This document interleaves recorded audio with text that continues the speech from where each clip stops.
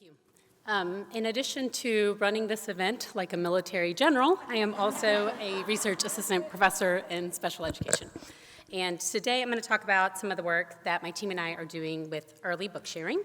So a few things started happening circa 2016.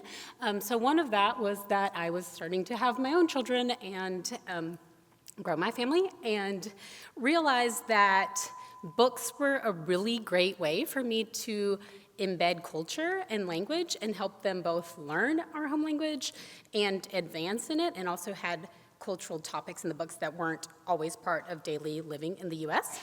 And then we were also doing some other intervention work with children with developmental language disorders who spoke Spanish, where book sharing was one component of the intervention, but there were also play and routines, so it wasn't the focus, but we were doing a little bit of it. And then at the same time, we started piloting how to enhance the book sharing component for a large efficacy trial. And Kelsey Dillahay reminded me recently that my daughter was our first test participant for that study.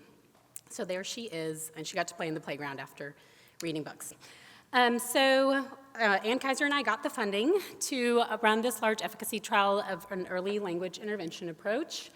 And we looked at 77 caregivers and their Spanish-speaking toddlers with developmental language disorders. And we interviewed the caregivers, and what we found was that 73% of the caregivers were telling us they thought book sharing was really important, they did it frequently, and it was something that their child enjoyed. Then when we actually observed the caregivers with their children, 75% of those children were actually not engaged in those book sharing interactions for 5 minutes. So we're trying to figure out, okay, what's going on here? These kids were 2.5.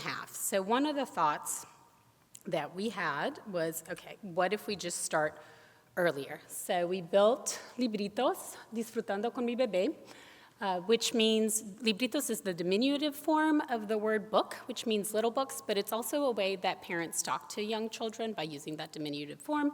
And the disfrutando con mi bebé came from qualitative interviews with caregivers, where they actually talked about the part where it was really playful and engaging for their young toddlers, and it was, so it's not really having fun with, but it's more of like enjoyment of that interaction is what that means.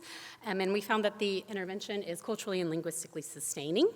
It significantly increases caregiver high-quality language, and it is still a low cost. We only saw parents for 16, 20-minute sessions over telehealth, but it does provide sufficient dosage to change the quality of those interactions. So we were looking at, can we go beyond access to books and increasing quantity of reported parent-child book sharing to actually changing the quality of those interactions?